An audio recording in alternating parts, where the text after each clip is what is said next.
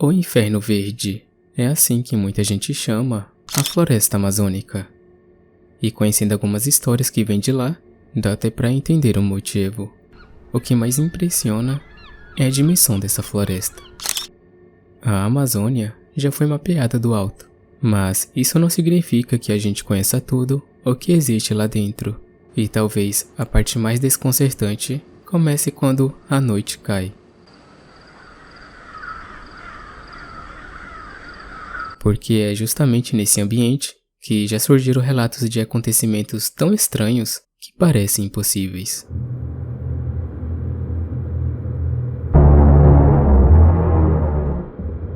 Eu acabei vendo alguns documentários sobre a floresta amazônica e o que mais me impressionou foi a dimensão desse lugar. É algo muito maior do que eu imaginava. E o mais curioso é saber que, mesmo sendo tão gigantesca, ainda existem áreas pouco exploradas. Eu realmente não fazia ideia de que a Amazônia era tão colossal assim. Olha só o clima estranho que toma conta quando anoitece. Fica quase impossível distinguir o que realmente está à sua frente. E é justamente nesse tipo de cenário que começam a surgir histórias difíceis de ignorar. Histórias que fazem muita gente acreditar que ainda existe algo escondido lá dentro. E ao longo desse vídeo, você vai entender por que tanta gente pensa assim. Eu falei antes sobre a escala da Amazônia e o tamanho surreal dela. E não, eu não estava exagerando. Quando a gente olha no mapa, parece só mais uma grande área verde. Mas quando você começa a entender a dimensão real desse lugar, a percepção muda completamente. São rios enormes, áreas alagadas, trechos fechados, regiões de acesso difícil e lugares onde, em muitos casos, entrar já é complicado, sair então, mais ainda. E acho que é justamente aí que tudo começa a ficar intrigante, porque quando um lugar atinge essa escala, uma pergunta surge quase automaticamente. Será que a gente realmente conhece tudo que existe ali? No meio do mato, tá abastecendo aqui no meio do mato, não tem casa nenhuma aqui perto.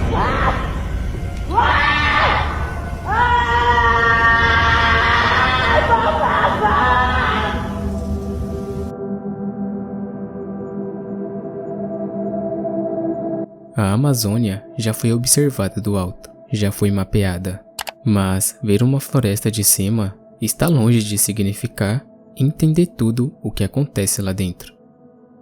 Do alto, você enxerga a copa das árvores, mas o que existe embaixo delas já é outra história. E talvez seja justamente isso que torna tudo tão estranho, porque no fim das contas, ainda existem áreas pouco exploradas, regiões isoladas e partes cercadas por incerteza.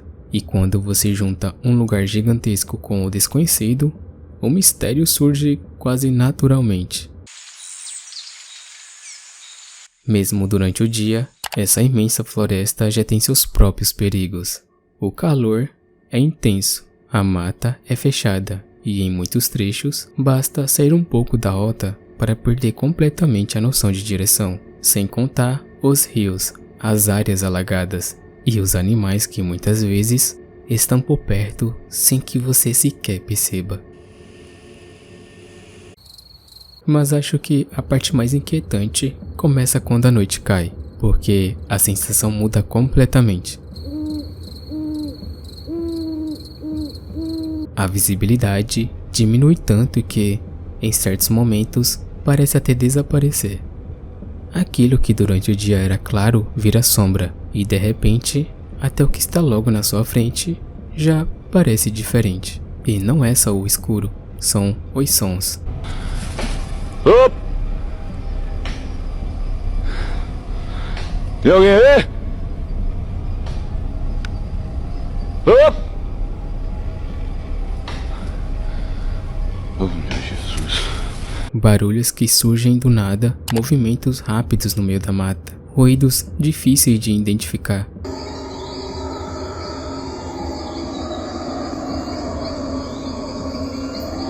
E o mais estranho é que, num ambiente assim, você perde totalmente a noção de distância.